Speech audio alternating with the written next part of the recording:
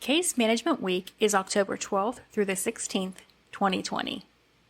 On this week's podcast, we're going to launch our new series on work-from-home nursing jobs with a deep dive into case management. If you would like to learn more about this rewarding career opportunity for nurses, you won't want to miss this episode.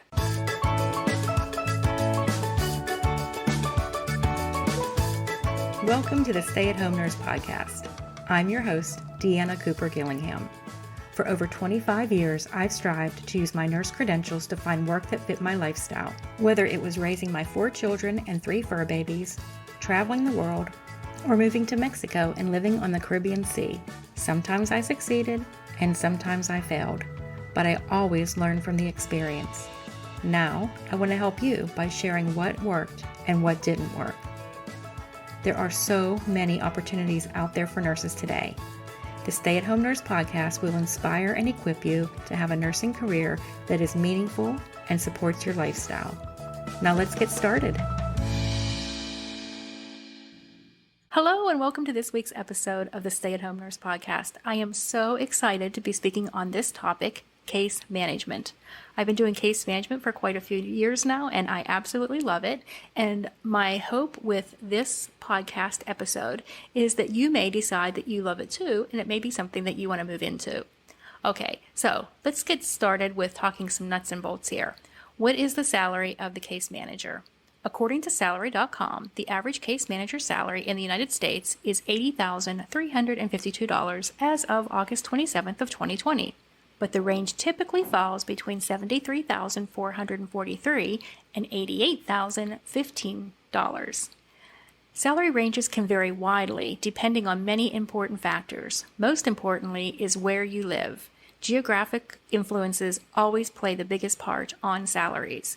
Other factors can include your education level, certifications you may have, additional skills, the number of years you have spent as a case manager, and in the medical profession in general. As far as work-from-home nurse jobs go, case management is one of the better paying.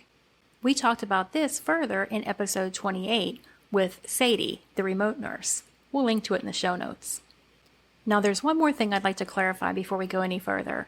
Case management is not only a remote job. Many employers would like you to work on site. This could be in a hospital, this could be in an office, but there are many remote jobs for case managers.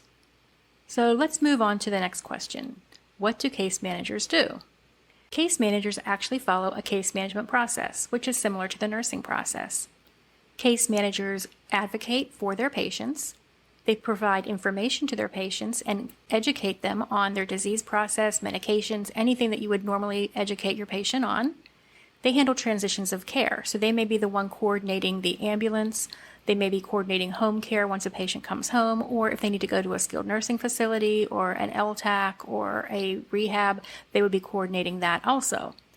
In addition, they can do utilization management. We're actually going to have another special episode just on utilization management. This is something that some case managers do and some do not, depending on their work environment. Case managers will make phone calls to clients, doctors, clinics, and they'll coordinate DME. And when there's a problem, they will fix it. They'll look for alternative resources for patients who maybe have a plan benefit that doesn't cover something that they need. They will provide education and support to caregivers that may be taking a patient home for the first time and have no knowledge on how to take care of this patient, what their needs are going to be. And a lot of what the case manager does is very dependent on the setting in which they're working in. Okay, so what kind of clients do case managers work with? Normally, case managers work with clients who have severe needs. They're not your normal patient who's just coming in for a total hip replacement or a total knee replacement, but they may have complex discharge planning. They may have other comorbidities that make it difficult for them to recover. They may have no support system or very poor support system so that they may not be able to go home. They can also work with patients that have very complex medical conditions, such as patients that need a transplant, patients that have a new diagnosis of a cancer, patients that had a traumatic brain injury or a multi-trauma. They can help patients who have complex discharge needs. They also may follow patients who have high-dollar diagnoses. So an insurance company may pay a case manager to manage this patient that has a high-dollar diagnosis to try to bring the cost of that diagnosis down. Also, patients that have a lengthy recovery, a complex treatment plan, maybe some behavioral health issues. Case managers can handle patients of all age ranges, from preterm infants all the way through to geriatric patients. They can also specialize in high-risk pregnancies, and workers' compensation case managers help injured workers. So as you can see, just about any patient population can be helped by a case manager. When I worked in case management, we had a special department that handled transplant, we had a department that handled behavioral health issues, and we had a department for mother-baby.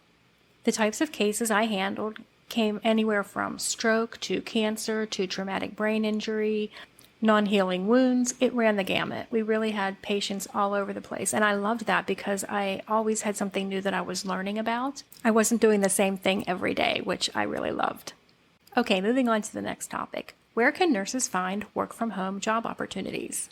Large national insurance companies are probably the most popular, but because of that, they can be some of the hardest to get into. For every one job opening that they have, they are now receiving almost 300 applications. But that's okay. You don't have to work for a large national insurance company to work from home as a case manager. Other places that hire case managers to work from home include government agencies, such as local agencies, regional agencies, state, and federal governments. They may hire case managers to help patients that are disabled, people on Medicaid, people with developmental disabilities, special needs children, or the elderly. Every geographical area is different in the types of clients that they would hire case managers to help, so you'll really need to check out what's available in your area. Also, hospital systems, especially large hospital systems. Some of them will have a case management department that works remotely where they will call clients after they go home, especially clients that are more high risk for readmission. One of the things that Medicare does is they ding hospitals if they have a readmission within 30 days of a discharge for any reason on a Medicare patient. So making sure that the patients have what they need, making sure that they got their prescriptions covered, that the DME that they ordered has actually come, that they know how to use the DME and that they are using it properly. If home health was ordered, that they are actually showing up. If they have doctor's appointments to follow up on, making sure they have transportation to these doctor's appointments. These are all things that can be done to prevent a rehospitalization and save the hospital money. Also, workers' compensation is a very popular place for work-from-home nurses to work as a case manager. Some of these case managers will work solely telephonically from home, but others will actually go out in the field, as they call it, and they will attend doctor's appointments with the injured worker. Some people actually prefer this as to working solely from home because there is a downside, believe it or not, to working from home. You are stuck in your office, which is usually a spare bedroom or something, for 8 hours a day. So a lot of people actually like the flexibility of doing the workers' compensation field case management because they can go out into the community and they can meet with people and have conversations, and they meet with the doctors and the office staff. So they like that. And of course, the injured worker. Okay, another place that hires case managers to work remotely is other insurance companies, such as auto insurance and homeowners insurance. Auto insurance accidents could be catastrophic, and it's not covered under the medical insurance plan. It's covered under the auto insurance plan, and they will hire case managers to take care of clients who have complex medical need post a car accident. Also, think of people that fell off their roof when they were re-roofing their house or something like that. They could have a spinal cord injury or a traumatic brain injury and need case management to help follow them and help to get them back to as close to normal as they can get. I failed to mention earlier, that is one of the jobs of the case managers, to help to get the patient back to normal or to help them to find their new normal.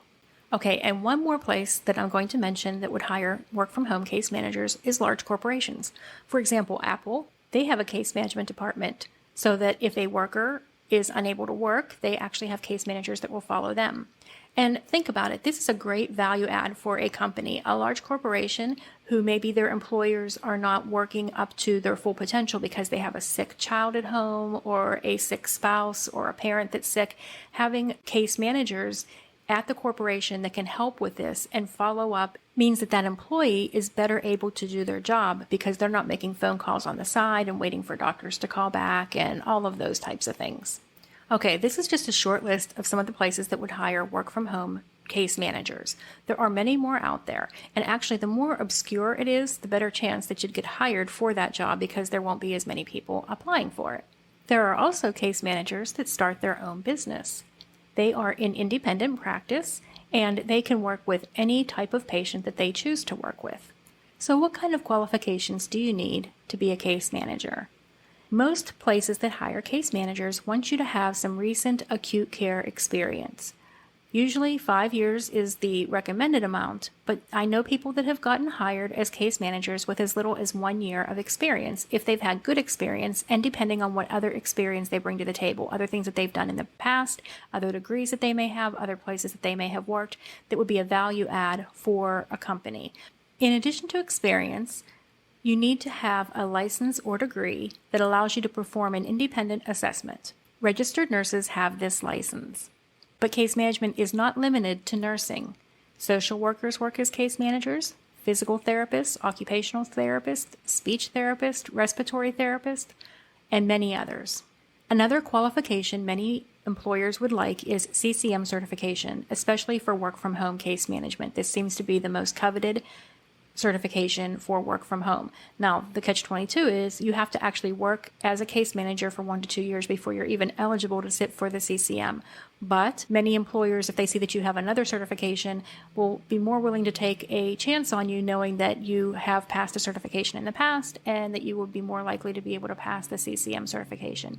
Also, this is not required by all employers, but I think at the present time about 50% of employers of case managers are requiring CCM certification within about 5 years of hire. Some, but not all, employers are looking for a BSN.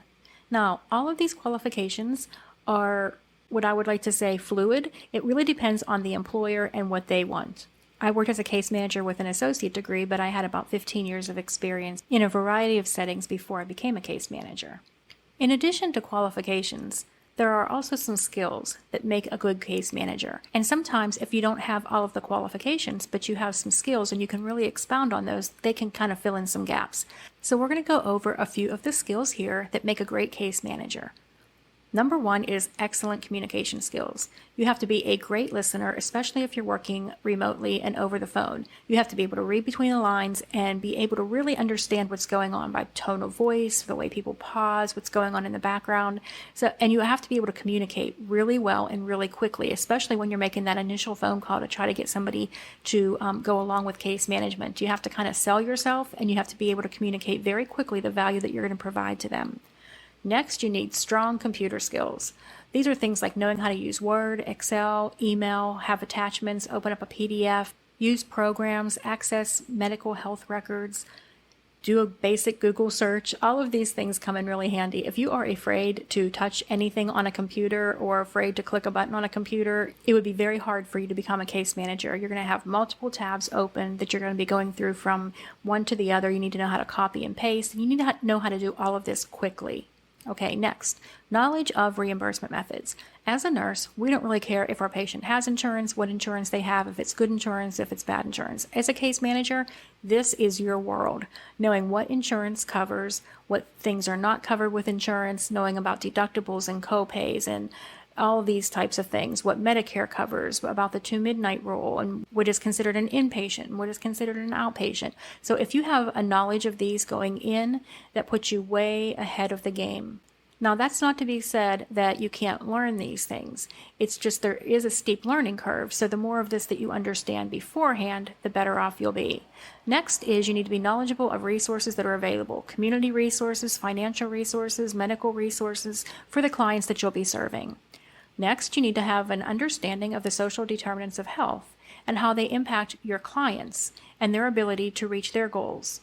Having some skills and understanding of patient coaching and motivational interviewing is also very helpful. That's something that's used a lot in case management. Another skill is organizational skills. You need to be able to find resources quickly, so when you find something and you like it, you need to be able to organize it so you can find it again.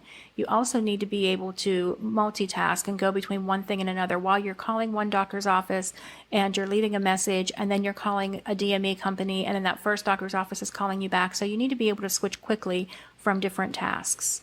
That goes along with prioritizing. You need to be able to prioritize your day and know what's most important to get done, because some days everything won't be getting done, but you have to make sure that the most important things are getting done. Time management skills. You have to be able to do things quickly and efficiently. You need to be a problem solver. You will be the person everybody comes to when there's a problem to be solved. When they can't discharge a patient because there's nowhere for them to go, they're going to come to you. When the family isn't ready to take the patient home, they're going to come to you. When the doctor needs something, they're going to come to you. Everybody's going to come to you, and you're going to be the person who is supposed to solve all of the problems. That can lead to critical thinking. You have to have good critical thinking skills, which as a nurse you already are. Also, a good negotiator. Sometimes you have to negotiate, and I'm not talking about just money things. I'm talking about negotiating an extra day for a patient who doesn't have a ride home, or negotiating a patient into a rehab that maybe doesn't quite meet the qualifications. All kinds of negotiation that's going on there. Negotiation with patients to go to a SNF versus going home because they're really not ready to go home.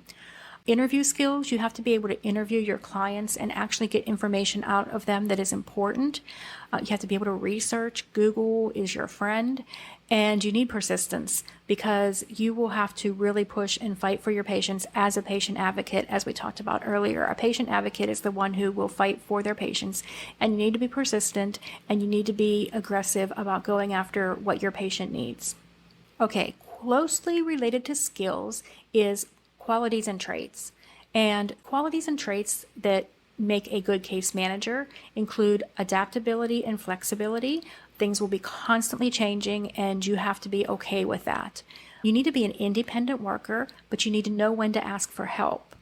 There's nobody, especially when you're working from home, telling you what to do. They're just looking at your outcomes. They don't really care how you got there. They want to know that you were able to get the outcomes that were needed. And so you better be able to work on your own without somebody telling you what to do.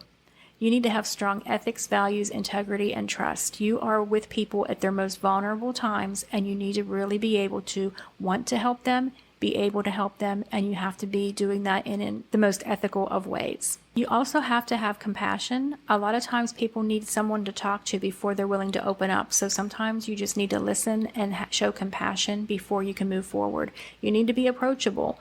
You need to be the type of person that people come to when they need help or when they have a question, because that is your job, is to solve those problems. Personal development, somebody who's always trying to get better and grow, because you're always going to be learning about new things, changes in Medicare, changes in reimbursement, changes in maybe a treatment plan. You have to have patience, because you're often waiting on other people to get back to you.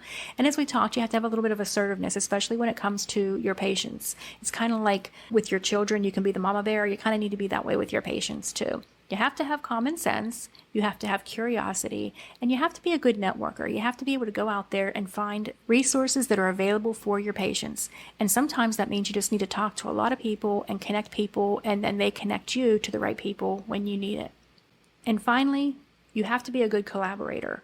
Although you're an independent worker, in that you have to be able to be self-motivated and know what you need to get done and when you need to get it done by, you also need to work with doctors, nurses, insurance companies, DME companies, home care companies, rehabs, skilled nursing facilities. So you need to be really willing to collaborate with these people to make sure that the patient gets what they need.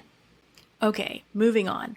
So what type of nurse is this a good fit for? Nurses who still want patient interaction. You have to love patients. If you're a nurse who is tired of working at the bedside and just quite frankly burn out with patients, this is not a good career move for you, because you still have to deal with patients, you still have to deal with physicians, you're just dealing with them on another level. But if you're looking for a job that is work from home, where you still have interactions with patients and you can still make a major impact on their lives, this is for you. Also, this is good for you if you have strong computer skills. If you're not afraid of the computer, if you're experienced with working with electronic medical records, this would be a great fit for you. Somebody who has strong communication skills. You really replace your stethoscope with a telephone and a computer. So if you have strong communication skills, you're easily able to do that. So who is this not good for? This is not good for somebody who would rather deal with a computer than a patient. Yes, you will be dealing with a computer, and it is an important part, but you will still be dealing a lot with a patient. So if you don't have that desire, if you're really burned out, this is not for you. if you don't like talking on the phone, this is not for you. You'll spend a lot of time talking on the phone to reach your clients and other members of the healthcare team, as well as DME companies and other collaborators. Now, if you're thinking case management is for you, what can you do next? Here's a few things. Join the professional organization, CMSA, the Case Management Society of America, or at least check out a few of the local meetings around you. Another thing you can do is check out our webinar. We have a webinar at thecasemagementinstitute.com. So if you go to thecasemagementinstitute.com and you click on the button that says, I want to learn more about case management, we have a webinar there that you can watch. It's an hour long, and you can get 1 CE credit for nursing. We're actually applying for that now, so hopefully by the time this airs, we will have it. And you can actually earn 1 CE credit for nursing to learn about case management, utilization management, what the difference is, and which one may be better for you as a career option. We will have a link to that also in the show notes. If you are truly committed and you know that case management is for you, you can take our course. We actually have 2 courses. One is Foundations of Case Management, and you can get 15.5 nursing CEs for that.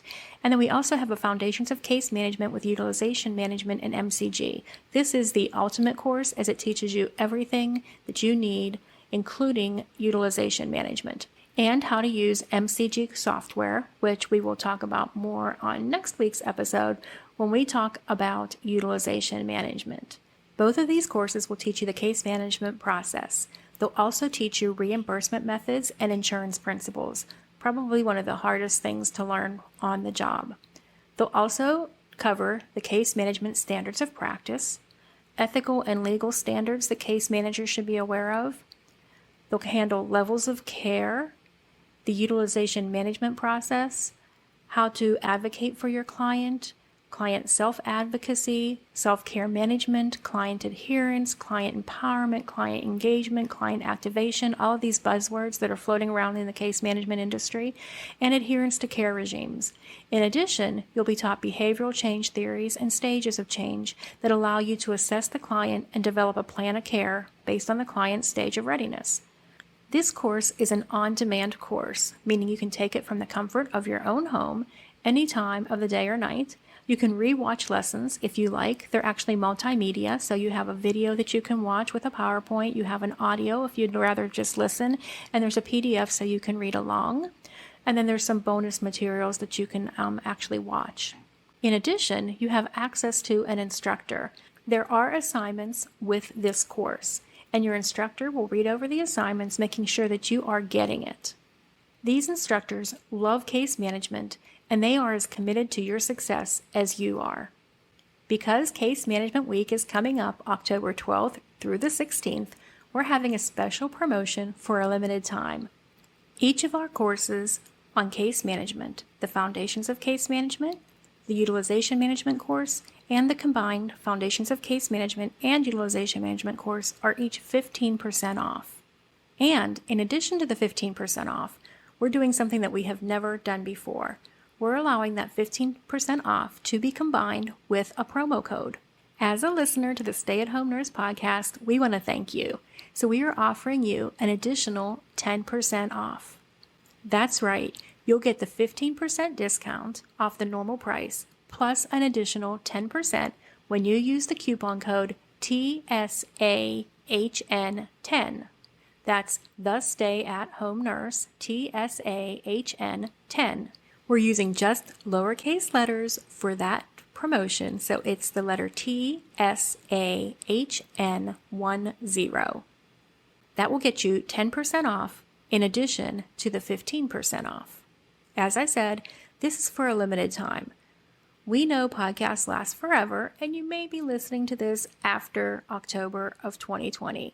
So, if that's the case, as a listener of the Stay at Home Nurse podcast, we are going to give you the chance to get 20% off. Use the coupon code TSAHN20.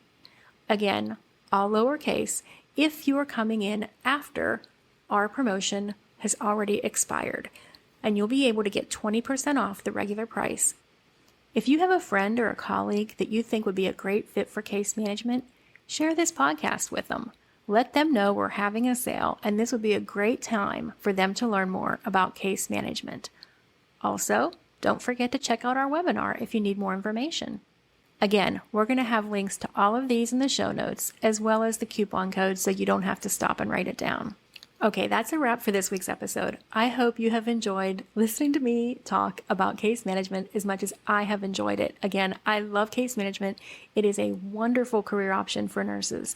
You won't want to miss us next week when we talk about utilization management, another great career option for nurses who want to work from home. So to make sure that you don't miss the episode, make sure you hit the subscribe button on your favorite podcast player or go to thestayathomenurse.com and subscribe to our newsletter, and then we'll send you an email reminder when the next episode is out.